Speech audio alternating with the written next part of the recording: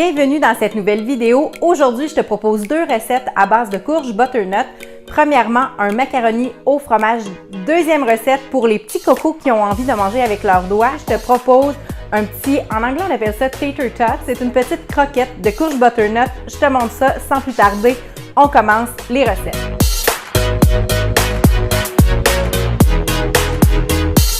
Comme on fait deux recettes, on va commencer par préparer tout ce qui doit être cuit. Et donc, aujourd'hui, je te propose de travailler avec la courge butternut, mais congelée. Donc, ce que je vais faire avec ma courge butternut pour commencer, c'est que je vais la mettre sur une plaque de cuisson à 400 et je vais la mettre au four pour environ 25 à 30 minutes.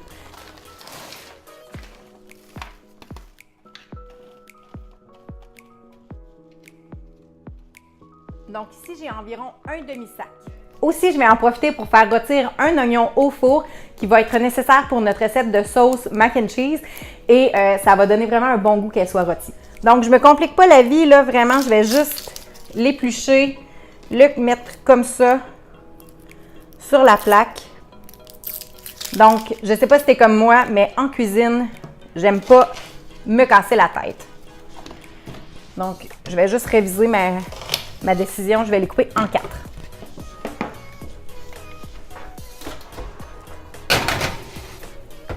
Donc, c'est notre partie. Donc, c'est notre partie qui prend le plus de temps dans notre préparation. Maintenant, comme on fait des pâtes et comme on a besoin de pommes de terre bouillies dans notre recette, je vais commencer par faire bouillir mon eau pour mes pâtes et mon eau pour mes pommes de terre.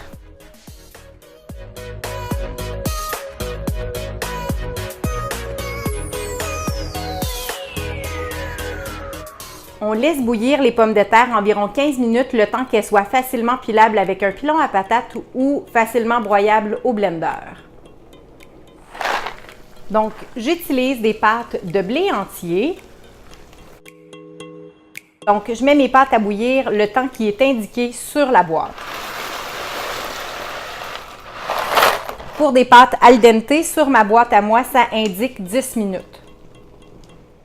Donc, j'ai égoutté mes pommes de terre. Je vais en garder environ le tiers pour ma sauce au fromage et j'ai gardé le 2 tiers qui reste pour mes croquettes.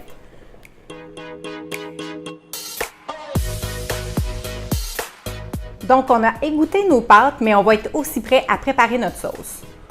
Ma courge est maintenant prête, ainsi que mes oignons. Donc, je vais sortir le tout du four.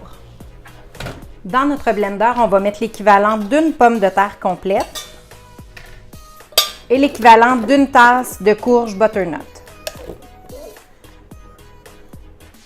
On va aussi mettre la moitié de notre oignon. On va ajouter une demi-tasse de levure nutritionnelle.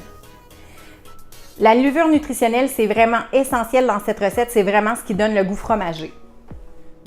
On va aussi ajouter de l'ail, du paprika, du sel et du poivre. Et on va ajouter une tasse de lait végétal. Ici, j'ai pris du lait d'amande. Il ne nous reste plus qu'à passer le tout au blender pour que la texture soit homogène. On va pouvoir verser ça sur nos pâtes.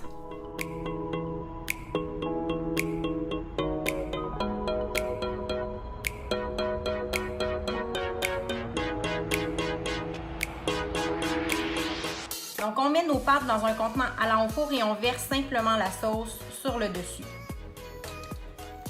On mélange bien le tout.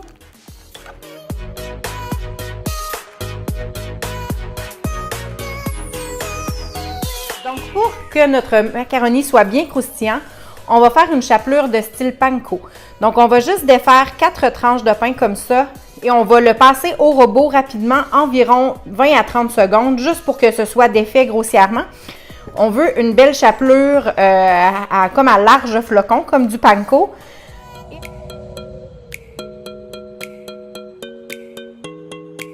On voit après 20 secondes, c'est vraiment suffisant pour avoir une belle texture. On va mettre ça sur une plaque de cuisson 6 à 8 minutes au four à 300.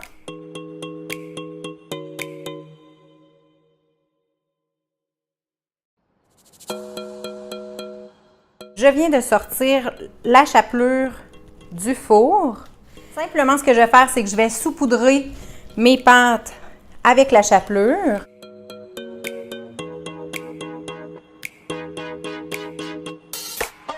Et on va simplement saupoudrer de parmesan vegan.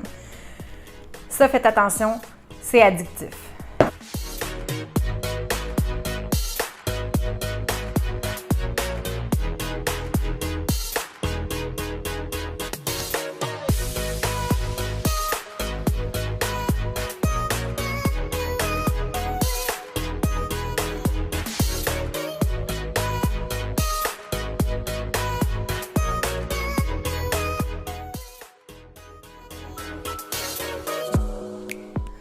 Pour la prochaine recette, ce qui est le plus simple, c'est d'incorporer les pommes de terre et la courge directement dans le robot culinaire.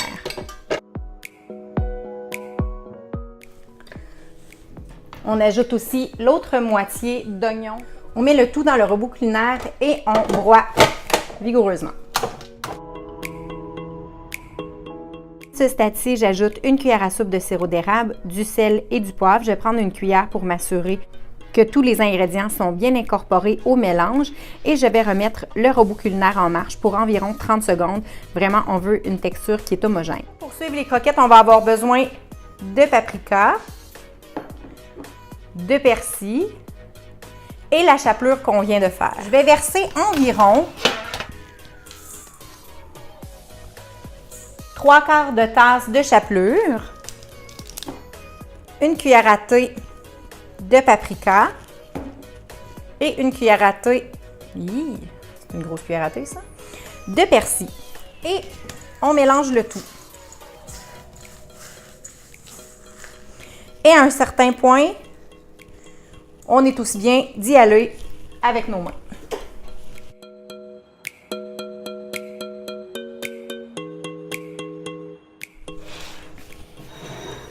On va utiliser le reste de notre chapelure pour bien enrober nos petites croquettes pour qu'elles soient bien croquantes. On va aussi s'installer une plaque de cuisson. Donc, on utilise une cuillère à soupe. On forme une petite croquette. Puis en même temps, si nos mains, n'hésitez pas à mouiller vos mains régulièrement. Faites comme une croquette en forme de pouce, la grosseur d'un pouce, et venez la rouler dans la panko. Puis en fait, ce que je vous conseille, c'est rouler vos croquettes, déposez-les dans la panko, puis ensuite, faites-en plusieurs à la fois.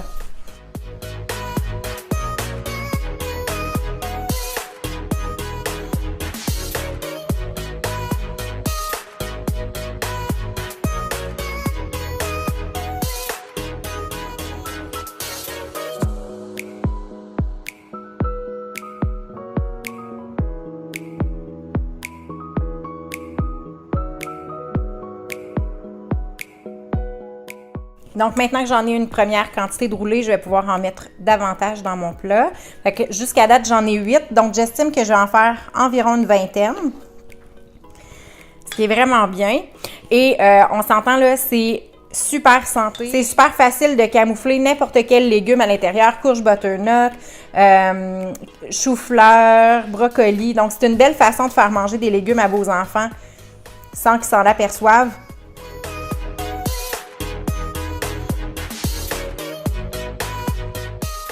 Donc, ça m'a donné un total de 20 croquettes que je vais enfourner à 400 pendant 25 minutes.